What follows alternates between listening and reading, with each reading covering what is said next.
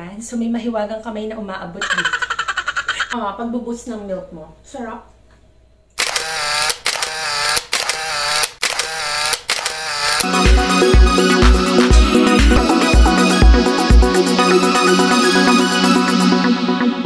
Hello, stress-free mommy. So, we are now up for another vlog. And for this vlog, pag-usapan natin how to really increase your breast milk. In at least 2 to 3 days, makikita mo na yung improvement. So, for this vlog, meron ako i-discuss na 4 different ways na ginawa ko for the 18 months that I am exclusively pumping. Yes, you heard it right. I am an exclusive pumper. This is Mommy Con of Con Kalit's YouTube channel. So, I do breast pump reviews. I also give tips on breastfeeding and breast pumping to help other moms out there. And at the same time, I am a living proof na yung sinasabi nila na kapag breast pump lang ang ginamit mo at hindi ka direktang nagpadede sa iyong anak, ay mawawala ang iyong breast milk. That is not true. So in this video, tuturo ko sa inyo ano ba yung ginawa ko para ma-maintain ang supply ko. So if this is the first time that you are here in my channel, please do click subscribe, like this video, and share. Thank you! So ayun, ano nga ba yung mga kailangan natin tandaan? Number 1, food. Of course, as a breastfeeding or breast pumping mother, we should really be conscious with our food and dapat pinipili ninyo ano ba yung mga food na makakapagpa-boost ng breast milk mo. So, number 1 talaga, you really have to keep yourself hydrated. Ayan talaga yung number 1. Kahit ano yung kainin mo, if you're not hydrated, you will not have enough milk supply for your baby. Next, of course, we never underestimate the power of malunggay. Ayan. So, ang ginagawa ko dito before, binoboil ko yung leaves ng malunggay, and then after that, yung boiled or yung pinakakatas nun, that serves as my water for the entire day. And yun na rin yung ginagamit ko for my coffee, for whatever drink I would like to have. Kaya lang, as time goes by, yun, medyo nagsasawa na rin ako with just taking malunggay water. So, what I did is to do some experiment, and isinasama ko siya sa ulam namin. Just like this video, so ganito ko siya ginagawa sa mga ulam. And so, say for example, magluluto kami ng tinola. Ayan, syempre may nakalagay na malunggay sa ulam. Ayan. So, isa to sa way kung paano ma-boost yung milk supply. Ayan, in everything you eat, you add malunggay as long as pwede naman lagyan yung pagkain na yun. So, even munggo namin, merong malunggay na nakalagay. So, first time to na nagluto kaming munggo. So, hindi ko alam. Parang hindi to yung na-expected tsura. But, ang mahalaga, may malunggay. Yeah. Ayan. So, next naman, in food, is chia seeds and rolled oats. Actually, maraming nagsasabi rin talaga that this helps increase their milk supply. And I tell you, based on my experience, yes, that's true. Before, ang ginagawa ko sa chia seeds, I just mixed it with my malunggay water, or minsan sa plain water, and then that's it. That's how I boost my milk supply through chia seeds. Dito sa rolled oats, what I did is, minimixan ko lang siya ng milk, and then sometimes para medyo masarap, chocolate na yung mga easy to drink or ready to drink na chocolate na minimix ko dito sa rolled oats kasi hindi talaga ako fan ng oats. Pero since it really boosts my milk supply, so ganun ang ginagawa ko. But I have learned a different way and an exciting way on how to take chia seeds and rolled oats by combining them in this recipe. So, ito, pancake to. Sa pancake mix, ginagawa ko, ayan, sinasamahan ko siya ng 1 spoon na chia seeds. Minsan nagamihan ko. Okay lang naman. Ang magiging texture niya, if you will wonder, para lang siyang may crunchy. Tapos yung oats, ganyan lang siya. Mga 3 tablespoons. Pancake, chia seeds, and then, ayan, oats, and then egg. Yan. Tapos pag naluto siya, ganito yung itsura niya.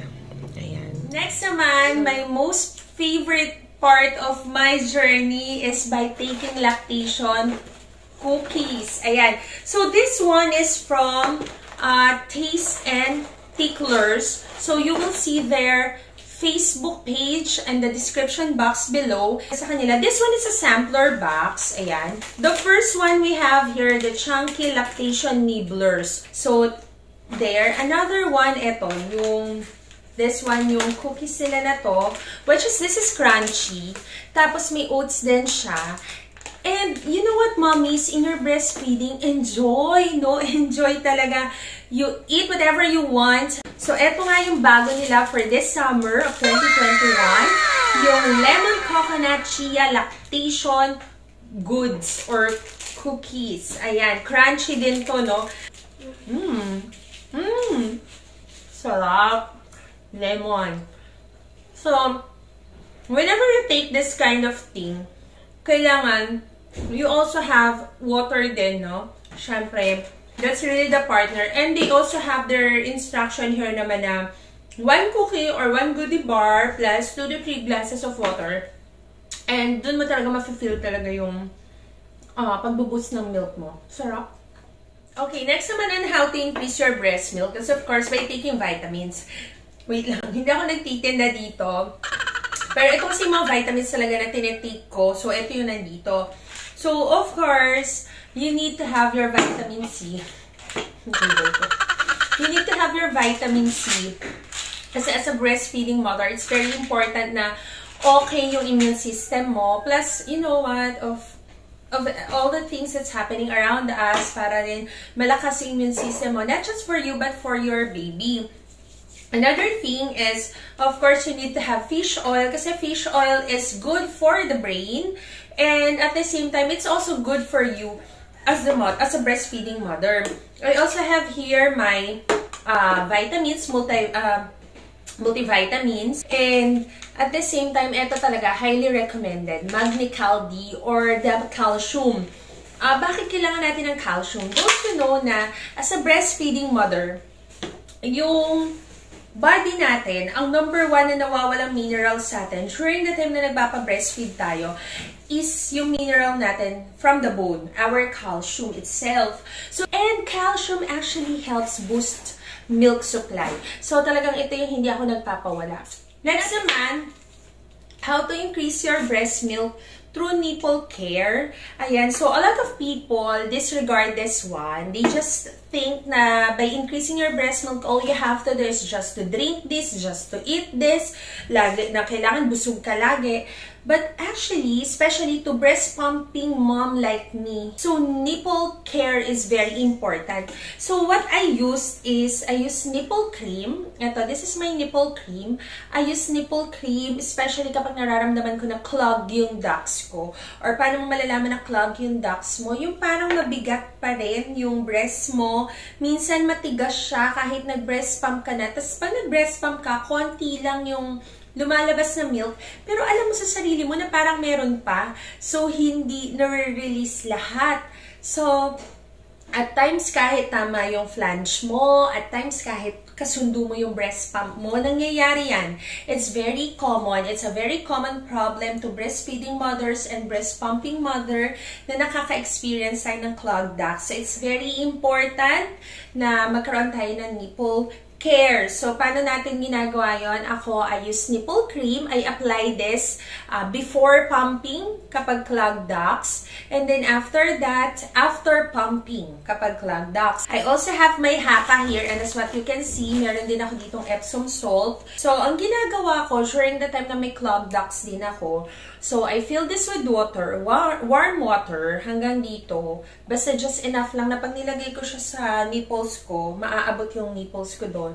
And then I include 1 teaspoon of Epsom salt. So it helps really to release and remove clogged ducts. This is really important and essential in increasing your breast milk. Kasi minsan, pag clogged ducts tayo, we thought wala na tayong milk. Akala natin end of journey na yun pala clogged ducts lang. So, anong nangyayari sa iba, ay wala na lumalabas ang milk sa akin, wala na akong milk, they will stop pumping, they will stop latching na, they will stop doing the direct latch to their babies. Doon na totally nawawala yung breast milk nila. So, it's very important that you have this at home. That's the third day on how to increase your breast milk through Nipple Care. Next naman is through breast pump. So, paano nga ba mai-increase yung breast milk through pumping? Kapag kasi, for example, nagda-direct latch ka, what you can do is after latching, 1 hour after latching, you do the pumping. So, that's how you increase your breast milk kung naglalatch sa'yo sa baby. After 1 hour, do the pumping. Now, if say, for example, just like me, you are an exclusive pumping mother, the best thing that you can do is to really set a schedule for your pumping. Plus, you do power pumping. So, how to do power pumping? I will show it to you in this video.